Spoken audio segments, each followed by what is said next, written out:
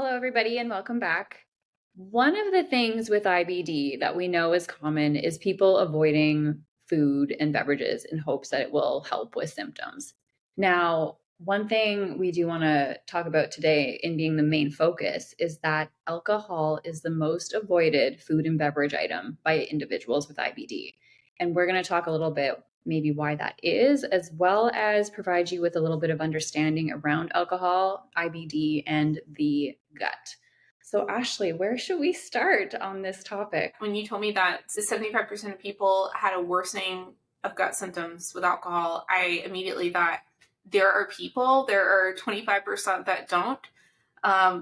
Just with my own personal lens with this, like it was one of the first things that I noticed, like this is out of the picture for me. And maybe that's because I had, severe ulcerative colitis at diagnosis. So I was just shocked, and I still am shocked sometimes when we run into patients that are still able to consume it, but there are people that don't get symptoms with it.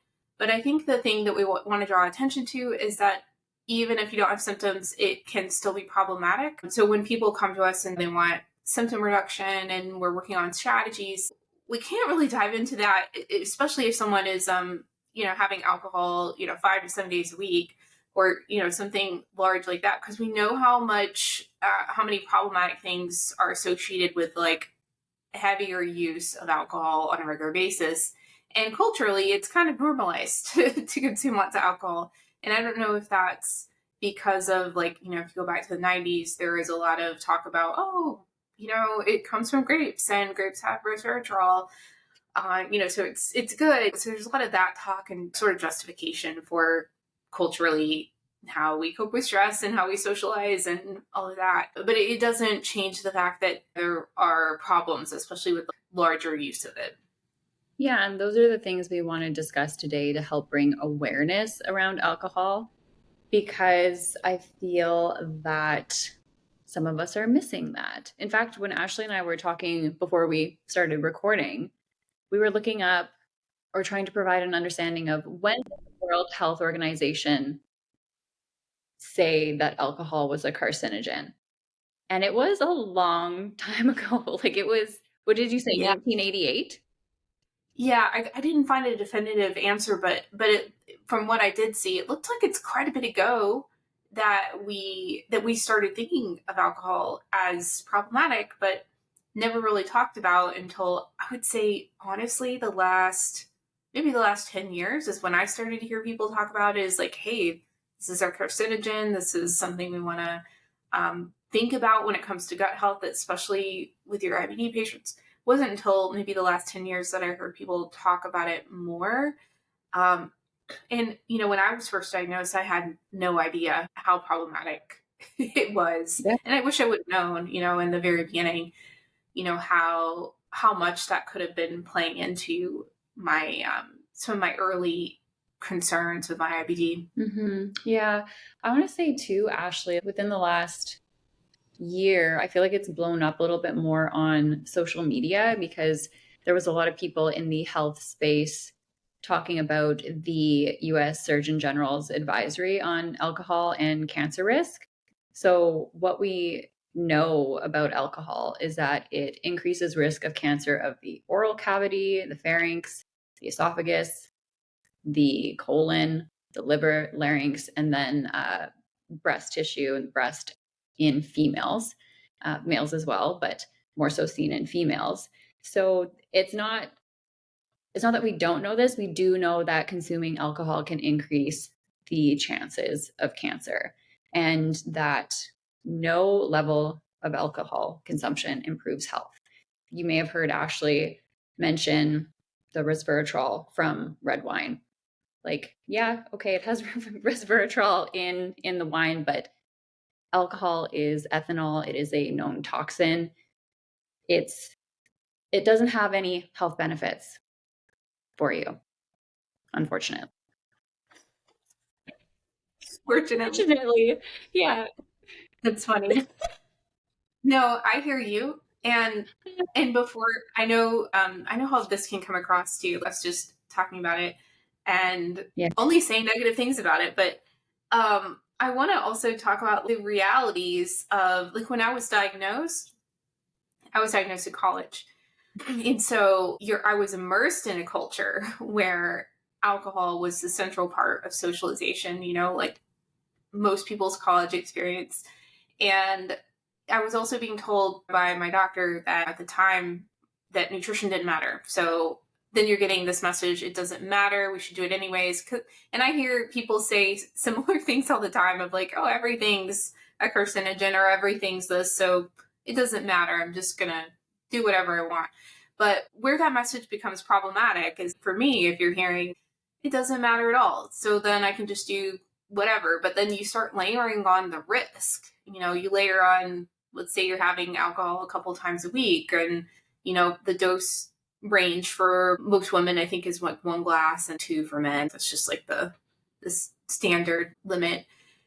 So you start layering on that 4 times a week, and maybe you do an extra glass, and then you layer on other things to that, and before you know it, you're looking at a significant risk increase for development of IBD and also for flare-ups in terms of like inflammation and your risk of other things. I think it does matter in that context. So yes, you have to like do a cost benefit analysis of what's worth it overall and when to do things that have risk associated. But I think it does matter, especially when you look at the layered risk over time. It's one of those things too, where for myself and you too, I'm sure, Ashley, we focus on diet and movement and stress resilience and other stuff that for our lifestyle in the hopes that not only does it make us feel good now, but down the road, hopefully that helps us feel good too. It's one of those things you invest in it right now, there's a good chance it can pay off later. And I think that's where sometimes I don't know, maybe miss the mark on alcohol, because again, it's one of those things where maybe you're consuming it now and it may give you symptoms, it may not. You don't truly know how it's going to affect you down the road. There's a great chance it's going to affect you in a negative way, but we don't truly know. And I think that's where people may forget about the impacts of it. Does that make sense? It does to me. And like from personal experience, I think I've shared this before, that when I was in college, I had no idea. And I'm really thankful for a therapist that I had at the time, that you fill out those questionnaires of like how many drinks. And I wrote it down, and she was like, how long have you been, an alcoholic? I was like, what do you mean? And that was my first experience with understanding that I was actually drinking like far beyond. And it happens so slowly. You justify it in your head of like, well, people do this in Europe all the time. They drink, wine, or like all of my friends are doing it, this is how we socialize. And you start justifying, and then you start to notice, like with my experience, I started to notice like, wow, this helps me deal with my feelings. Or, well, what I thought was dealing with my feelings was more so it helped me cope, and it helped me get rid of the feelings temporarily. And because I think I was dealing with this around the time I was diagnosed, so I was having a hard time with the diagnosis, with how I was feeling.